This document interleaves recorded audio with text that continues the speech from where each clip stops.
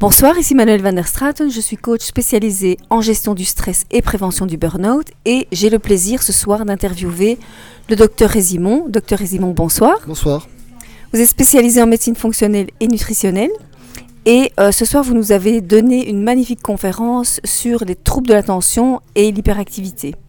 Alors j'ai 3 questions pour vous, 3 questions plus une question bonus. Alors avant de poursuivre, je vous propose, si vous n'êtes pas encore abonné à la chaîne, de cliquer ici en bas à droite sur l'écran pour vous abonner et recevoir régulièrement les updates, les vidéos YouTube. Et si vous activez la petite clochette, vous serez au courant en priorité des nouvelles vidéos sur la chaîne. Alors, docteur Résimond, j'ai une première question pour vous. Question souvent un peu taboue, saute d'humeur, pétage de plomb, etc. Souvent, on a honte de ça. Quelles sont les prises de conscience et surtout, qu'est-ce qu'on peut faire pour remédier à ça sans avoir peur de se faire passer pour un dingue? Alors, on peut avoir, de naissance, être un peu soupolé. Personnellement, je le suis un petit peu, donc il ne faut pas m'embêter trop longtemps. Mais quelqu'un qui a un changement dans son caractère, qui devient soupolé, qui devient hyper réactif, c'est typique d'un manque de magnésium. Et c'est souvent des gens qui sont stressés, qui ont des ennuis par-dessus la tête, qui ont des ennuis à la maison, au boulot, qui doivent se donner à fond. Et le stress engendre quoi? Une perte de magnésium dans les urines. Et quand on manque de magnésium, tout est hyperréactif. Donc c'est-à-dire on peut avoir une humeur hyperactive, on peut avoir des palpitations, on peut s'énerver facilement, on peut avoir des troubles du sommeil, on se réveille la nuit, on a des crampes dans les muscles. Donc c'est assez typique d'un manque de magnésium, ça. Ouais. Okay. Alors la question suivante qui concerne en fait les adultes qui ont des troubles de l'attention, quelles sont les solutions pour ça? Alors, le trouble de l'attention, donc alors il faut voir ce que le patient dit ou a.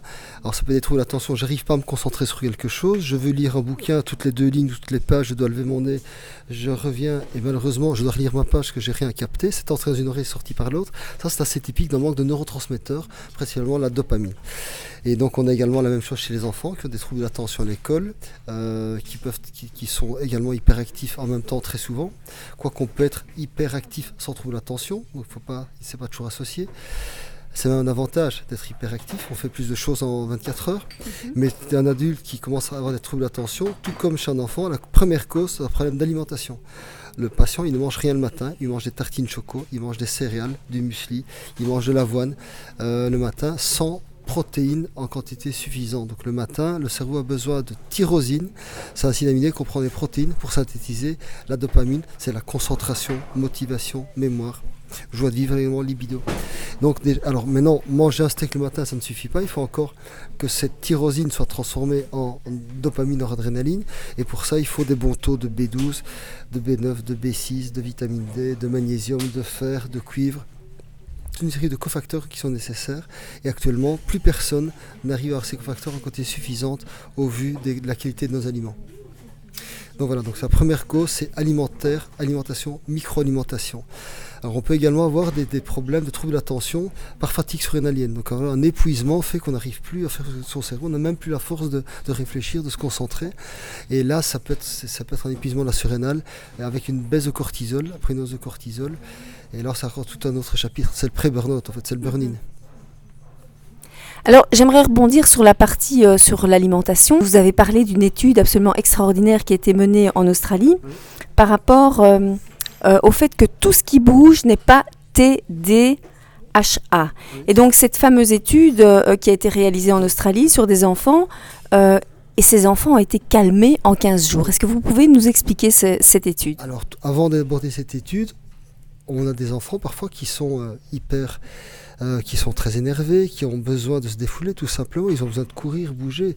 Alors, on les enferme à la maison après l'école, on les met devant la télé, devant une PlayStation, ces gosses ne bougent pas. Donc faire bouger les enfants, c'est capital. Donc beaucoup d'enfants seraient beaucoup plus calmes s'ils avaient l'occasion de se dépenser physiquement. Alors ça c'est une chose. Donc tout ce qui bouge n'est pas nécessairement des troubles d'attention, c'est peut-être la faute des parents qui ne font rien pour que leur gosse se défoule. Donc, si je peux me permettre là, c'est revenons à nous quand on était petits. Après l'école, on allait jouer dehors, on regardait pas la télé parce que c'était hors de question et on allait jouer avec les voisins, on roulait à vélo, etc. Moi, c'est une demi-heure de devoir, 1 heure de devoir, et puis après, c'était courir toute la soirée jusqu'au lit. Alors maintenant, cette étude australienne, qui était faite déjà il y a quelques années, était assez spectaculaire. Donc, dans une école, on a filmé des gosses avant et après prise en charge nutritionnelle. C'est-à-dire que le deal pris avec les parents, c'était arrêter de donner tout ce qui est colorant, sucre, soda à vos gosses, et vous verrez comment ils vont évoluer dans les 15 jours. Et en 15 jours, on a vu, donc les journalistes sont revenus filmer en se demandant s'ils n'étaient pas trompés d'école. Donc changement radical, ces gosses étaient attentifs, ils n'étaient plus en classe, il n'y avait plus de retenue, il n'y avait plus de colle. Même eux, quand ils étaient interviewés, ils disaient super, on ne se tape plus dessus, on est gentils l'un avec l'autre. Donc en 15 jours, un changement alimentaire peut déjà transformer des enfants. Donc en fait, actuellement, on a tendance à donner à manger à nos gosses ce qu'on voit comme pub à la télé dans les revues. Donc on donne des céréales, on donne des trucs hyper sucrés, on donne des tartines faciles de pain, évidemment, c'est facile le pain. Ça remplit un ventre tout de suite, ça coûte pas cher et ça coûte rien en plus. C'est pas un aliment pour être humain. Le pain, c'est un ancien aliment qui a été mis sur le marché, je dirais, pour remplir les gens à bas prix, mais c'est pas un aliment fondamental. Or, beaucoup de gens en font la base de leur alimentation. Et puis, j'ai une dernière question pour vous. Il y a un grand retour du scorbut, aussi chez les gens qui consomment des fruits et des légumes. Qu'est-ce qu'on fait? Que se passe-t-il? Quels sont les signaux d'alarme? Qu'est-ce que vous proposez? Si on estime que les fruits actuellement sont beaucoup moins riches en vitamine C qu'il y a 20, 25, 30 ans. Alors, on lit des chiffres, il y en a qui disent c'est 20 fois moins, d'autres qui disent que c'est 100 fois moins, d'autres qui disent que c'est 200 fois moins. Alors si on va jusqu'à 200 fois, imaginons, on dit que pour être en bonne santé, il faut 4 à 5 fruits par jour. Si on prend une poire d'il y a 25 ans, on devrait manger 200 poires de maintenant, qui va les manger 800 poires par jour. On a compris le problème, c'est que la teneur en micronutriments de nos fruits et légumes est en chute libre, c'est prouvé. Alors quand je dis 200, c'est peut-être pas 200, c'est peut-être que 20, mais je veux dire, qui va aller manger 20 poires par jour, hein. Et donc, c'est la même chose avec les tomates, avec les légumes qui sont non stressés, qui sont élevés sous serre, donc moins de polyphénol, moins d'antioxydants. Donc le problème, c'est déjà le bio, ça va mieux. Donc ok, on a pu prouver que dans le bio, il y a plus de vitamines, plus d'antioxydants, etc. Mais le problème, c'est que je crois qu'actuellement, on ne va plus y arriver. Donc il faut complémenter tout le monde. Donc malheureusement, on en arrive à se dire que tout le monde doit prendre du foie de morue, de la B12, du magnésium, de la vitamine C, des antioxydants, des polyphénols tous les jours en complément. On en arrive à ça. Si vous avez aimé la vidéo, likez-la, partagez-la, parce qu'elle peut être utile aussi à vos proches qui ne sont peut-être pas au courant, et les informations du docteur Hésimon sont vraiment précieuses, et moi je vous propose vraiment de partager tout ça. Merci docteur, Merci. À bientôt. À bientôt. Au revoir.